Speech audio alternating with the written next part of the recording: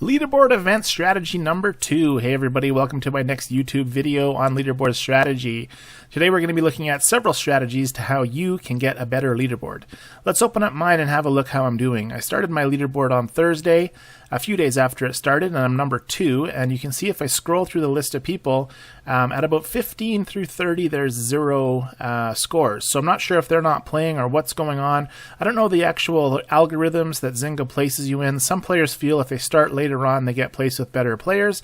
I find if you just get a lower score, you get placed with lowered score people the next time. So one strategy would be to start a leaderboard, not play hardly at all, and then see if you get placed with an easier group of people next time to do it. Another strategy is to keep your score ranking 7, 8, or 9th place for the duration of the event until the very last day.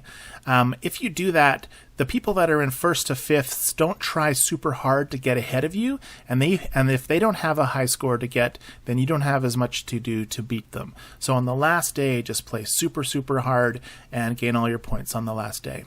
Okay, the next thing to do is focus on the things in your mastery building. Here we need blackberry tarts, crab cakes, and deviled eggs. And on this screen we need corn husk dolls. And it's going to constantly ask for these items on the event. You can see a bunny house and some deviled eggs and some corn husk dolls. I'll sell my bunny house and you'll see what it'll ask for. It asks for blackberry tart. I'm going to sell something else. Crab cakes. Those are all my mastery building. I sold that, and that's blackberry tarts.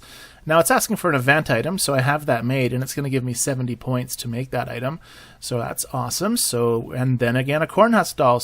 And now more deviled eggs. So you can see that in my building, it's asking constantly for the items that are in here, which is the blackberry tart, the corn husk dolls, and all of those other items. So you either want to have all of those made in huge quantities like I have, or finish those mastery buildings, and then you can focus on the higher point event items that you see will pop up from time to time. Thank you, Lori, for sending in this picture of the bunny house worth 960 points on a 200% boost. And the boosts are bought from the top right corner of the screen there you just saw. You can buy a 50% or 100%. And if you buy the 100%, you can purchase the 200%. I think it's 20 keys. And doing that with that bunny house will give you major points. So I'm just going to sell them a few things here. You can see this bunny house, 2 of them is worth 320 points, which if I had the 200% boost would be worth 900 and some. And there's another bunny bonus for finishing that. Okay, the next strategy is playing fair. Zynga recently brought up a slide that says we believe in providing the best experience for you, and they want you to check out their fair play policy.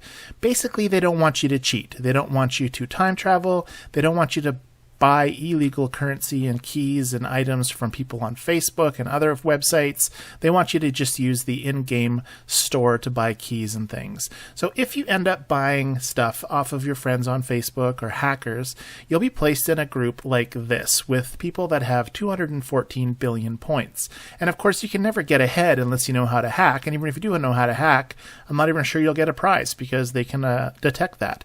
So if you have modified your barn, you will expect to see something that looks like that in your leaderboard, and you won't have a hope in getting successful leaderboards. If you don't hack, you won't see those scores, and if you do, you'll see them very rarely. And if you do see them, you can go to the Zynga's support and report the cheaters and hopefully remove them from your leaderboard. The next and last thing we're going to talk about is having a good co-op to help you with making things. You want to have your co-op feeding you with your items from your mastery building and also making or sharing things from the event items as well. So keep that in mind too.